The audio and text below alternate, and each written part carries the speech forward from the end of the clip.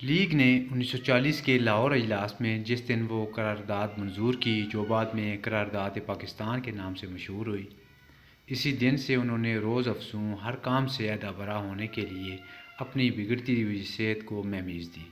منتشر اور غیر منظم مقلدین اور پیروکار ہی ان کی واحد قوت تھے۔ انہوں نے فیصلہ کر لیا تھا کہ اس سال کے بعد وہ مطالبہ پاکستان کو شرمندہ تعبیر کر کے اسے تاریخ انسانی کا درخشاں باب بنا کر دیں گے۔ آئے دن کے دورے اور سفر کا ایک کبھی نہ ختم ہونے والا سلسلہ، کئی گھنٹے کے طویل اور تھکا دینے والے اوقات کار اور نت نئی پریشانیاں، یہی وہ رخت سفر اور صلہ ہے جو کسی رہنما کو جدوجہد کے ایام میں ملتا ہے۔ یہ تمام مصروفیات ان سے بہت کچھ چھین رہی تھی، لیکن انہوں نے یہ سب کچھ مسکراتے ہوئے بخوشی برداشت کیا۔ ان کی 5 فٹ 10.5 انچ کی کاٹھی، جس کا وزن عموماً 112 پاؤنڈ کے قریب تھا، قطرہ قطرہ اونس اونس اپنی توانائی اور اب وزن کھو رہی تھی، لیکن انہوں نے قومی فریضہ کے مقابلے میں صحت جیسے نجی معاملات کی طرف انتہائی اغماض اور لا تعلقی کا مظاہرہ کرتے ہوئے انہیں کوئی اہمیت نہ دی۔ وہ کسی چیز کو اپنی کام میں حائل اور حارج نہیں ہونا چاہتے تھے۔ اپنی صحت کی طرف سے یہ بے پرواہی دیکھ کر میں ایک مرتبہ پھر ان سے الجھ رہی تھی، ان کی منتیں سماجتیں کر رہی تھی کہ وہ کم از کم کسی اچھے ڈاکٹر کو تو دکھا دیں اور اپنی صحت کی طرف تھوڑی بہت توجہ دیں، لیکن میری تمام کوششیں بیکار بے سود ثابت ہوئیں۔ میں ان کے عزم جواں کے اس موج سمندر کے تیز و تند ریلے کو روکنے میں کبھی کامیاب نہ ہو سکی جو ان کے عوام کی راہ میں حائل ہر رکاوٹ کو بہا لے جانے کی درپے رہتا تھا۔ مسلم لیگ کے صدر کی حیثیت سے اپنی ذمہ داریوں اور فرائض کے علاوہ انہیں مرکزی مجلس قانون ساز میں مسلم لیگ کے قائد کی ذمہ داریوں کا بوجھ بھی اٹھانا پڑتا تھا۔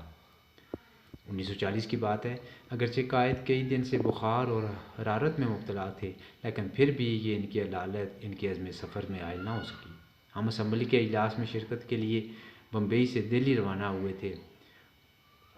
وہ رات کا کھانا کھا چکے تھے۔ ٹرین اپنی پوری رفتار سے چم چم کرتے ستاروں سے مزین صاف و شفاف آسمان تلے تیزی سے اپنی منزل کی سمت رواں تھی۔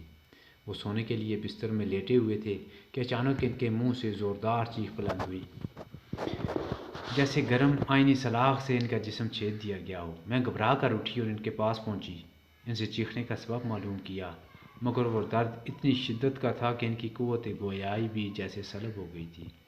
وہ منہ سے تو کچھ نہ کہہ سکے، البتہ انہوں نے انگلی سے ریڑھ کی ہڈی کے نیچے اور اس کے دائیں طرف اس مقام کا اشارہ کیا جہاں وہ تکلیف محسوس کر رہے تھے۔ درد ان کے لیے ناقابل برداشت تھا۔ ٹرین پوری رفتار سے چلی جا رہی تھی، ایسی صورت میں طبی امداد بھی حاصل نہ کی جا سکتی تھی۔ یہ سوچ کر شاید ان کے درد میں کچھ کمی ہو، میں ان کے جسم کے اس حصے کی مالش شروع کی جہاں وہ تکلیف محسوس کر رہے تھے، لیکن مالش سے ان کی تکلیف میں مزید اضافہ ہو گیا۔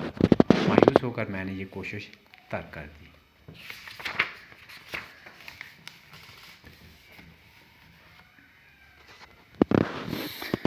اب میرے ہونٹوں پر یہی دعا تھی کہ جلد کوئی اسٹیشن آ جائے، ٹرین وہاں ٹھہرے اور میں ان کے جسم کی سنکائی کے لیے گرم پانی کی بوتل ہی کا انتظام کر سکوں۔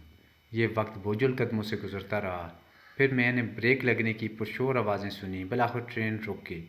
میں نے گارڈ کو بلا کر اس سے صورتحال بتائی اور اسے گرم پانی کی بوتل فراہم کرنے کا انتظام کرنے کو کہا۔ گرم پانی کی بوتل آ گئی اور میں نے اسے نیپکین میں لپیٹ کر آہستگی سے ان کے جسم کے متاثرہ حصے پر رکھا۔ پھر یہ دیکھ کر مجھے اطمینان ہوا کہ اس عمل سے درد کی شدت میں قدرے کمی آ گئی تھی۔ ٹرین علیہ صبح دہلی اسٹیشن پر رکی اور جلد ہی ہم اپنی رہائش گاہ اورنگزیب روڈ پہنچ گئے۔ میں نے اپنے بھائی کو سہارا دے کر کار سے اتارا اور انہیں بستر تک لے گئی۔ پھر فوراً ہی ان کے ڈاکٹر کو ٹیلی فون کیا کہ وہ آ کر ان کا معائنہ کرے۔ تفصیلی معائنہ کے بعد ڈاکٹر نے فیصلہ سنایا کہ ان کے پھیپھڑوں کی سوزش کا حملہ ہوا ہے، اس سے انہیں کم از کم 15 دن آرام کرنا چاہیے۔ ڈاکٹر کے جاتے ہی انہوں نے گویا ڈاکٹر کے فیصلے کو ساقط کرنے کے لیے مجھ سے کہا، کیا بدقسمتی ہے، یہ انتہائی اہم اجلاس ہے، اس میں میری شرکت ازحد ضروری ہے اور میں ہوں کہ زبردستی صاحب فراش کر دیا گیا ہوں اور آرام فرمانے کی عیاشی کر رہا ہوں۔ انہوں نے جو فیصلہ سنایا تھا وہی کیا۔ 2 دن تو کسی نہ کسی طور انہوں نے آرام کیا، اس کے بعد پھر کام میں جٹ گئے۔ خدا نے انہیں ایک بے چین اور مضطرب روح عطا کی تھی اور اس سیمابی روح سے انہوں نے اپنی قوم کی تاریخ کے ایک نہایت پرفتن طوفانی دورے میں جنم لیا تھا۔